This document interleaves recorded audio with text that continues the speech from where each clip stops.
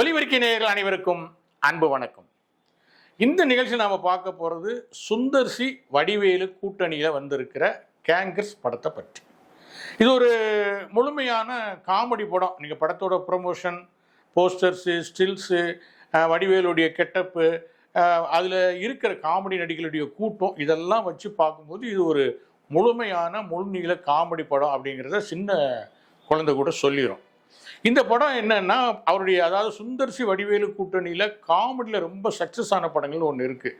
Winner இருக்குது, London இருக்குது, கிரி இருக்குது. இந்த 3 படத்துலையும் வடிவேலுக்கு வெவ்வேறு கெட்டப்புகள், வெவ்வேறு விதமான கேரக்டர்கள். இந்த 3ஐ ஒன்றா மிக்ஸ் பண்ணி ஒரு கேரக்டரை உருவாக்கியிருக்காரு இந்த படத்தில் சுந்தர் சி. அது அவர் ஒரு ஒரு ஒரு பள்ளியினுடைய பிடி மாஸ்டர், உடற்பயிற்சி ஆசிரியராக வர்றாரு.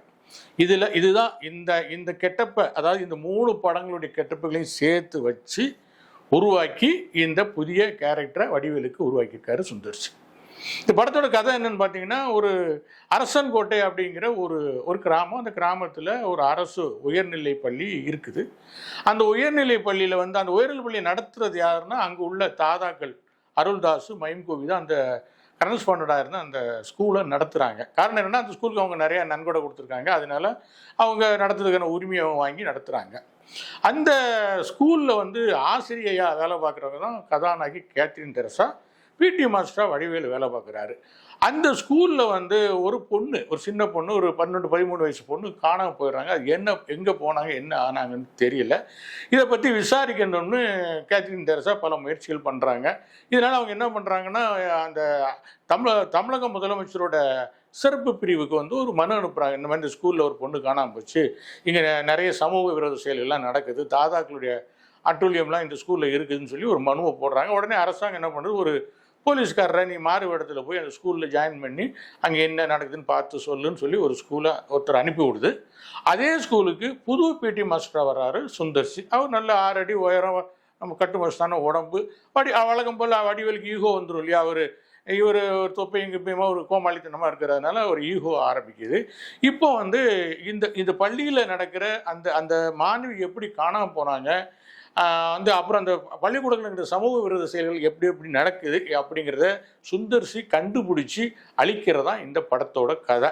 அதுக்கு ஊடால ஒரு சின்ன கதை என்னன்னா, அந்த வில்லன்கள்லாம் என்ன பண்ணா, ஒரு 100 கோடி ரூபாயை ஒரு இடத்துல பதுக்கி வச்சிருக்காங்க. ஒரு பல வருடங்களுக்கு முந்தைய ஒரு மோசடியில் ஈடுபட்டு ஒரு 100 கோடி ரூபாய் ஒரு இடத்துல பதுக்கி வச்சிருக்காங்க. அந்த பணத்தையும் சுந்தர் சி தேடி எடுக்கிறாரு.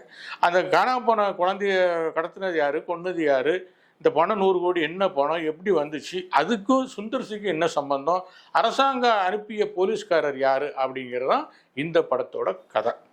இது வழக்கமான கதை தான். இது ஒன்றும் புதிய புரட்சிகரமான புதிய கதையெல்லாம் ஒன்றும் இல்லை. இதில் வடிவேலு கேரக்டர் என்னென்னா, இது ஆரம்ப காலத்தில் இருந்து வலையூர் மம்பட்டியான்னு, அதுக்கு முன்னாடி அப்புறம் பின்னாளில் வந்த கந்தசாமி படங்கள்லாம் பார்த்தீங்கன்னா, ஹீரோ ஒரு விஷயத்தை பண்ணிக்கிட்டே போவார். அவர் பல வேஷம் போட்டு ஹீரோயிசம் பண்ணுவார்.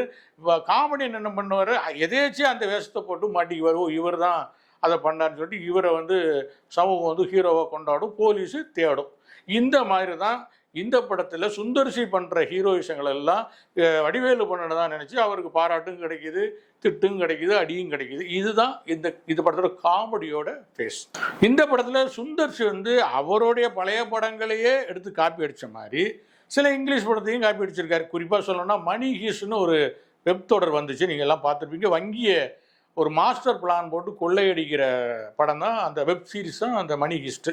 இதை அப்படியே கொஞ்சம் உல்டா பண்ணி லோக்கலில் உள்ள ஆளுகளை வச்சுட்டு இந்த வில்லன்கள் ஒரு பெரிய லாகரில் அடைச்சி வச்சிருக்கிற 100 கோடி ரூபாயை எப்படி பிளான் பண்ணி கைப்பற்றுறாங்க அப்படின்னு சொல்லிட்டு ஒரு போர்ஷன் வச்சுருக்காங்க. அது மணி ஹிஸ்ட் படத்தை காப்பி பண்ணி அப்படியே வச்சிருக்கிறாரு. வழக்கமாக இந்த சுந்தர் சி படங்களில் பார்த்தீங்கன்னா நிறைய ஹீரோயின்கள் இருப்பாங்க. அந்த ஹீரோயின்கள்லாம் என்னென்னா பாட்டு போடுவாங்க, ஆட்டம் பாடுவாங்க, கவர்ச்சி காட்டுவாங்க. அதை தாண்டி அவருடைய படங்களில் ஹீரோயின்களுக்கு பெரிய முக்கியத்துவம் இருக்காது. ஆனால் இந்த படத்தில் கேத்ரின் தெரசாவுக்கு ஒரு சின்ன முக்கியத்துவம், ஒரு ஆசிரியர், ஒரு பொறுப்புள்ள ஆசிரியராக இருக்காங்க.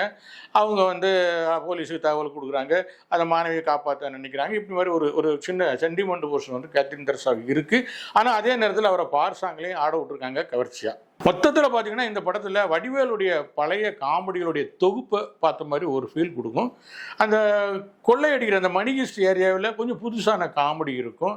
வழக்கம் போல் கதாநாயகிகளோட கவர்ச்சி இருக்குது, எல்லாமே இருக்குது. இது ஒரு கமர்ஷியல் காமெடி பேக்கேஜ்.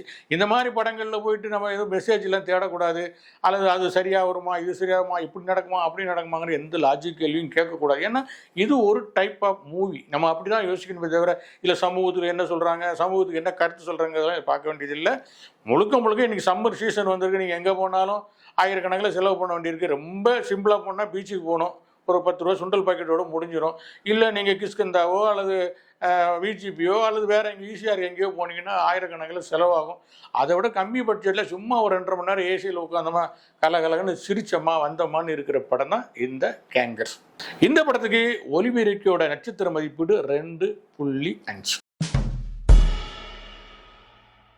நன்றி நேயர்களே. உண்மையை பேசுவோம், அதை உறக்க பேசுவோம். இந்த நிகழ்ச்சி உங்களுக்கு பிடிச்சிருந்தா லைக் பண்ணுங்கள், ஷேர் பண்ணுங்கள், சப்ஸ்கிரைப் பண்ணுங்கள். நன்றி, வணக்கம்.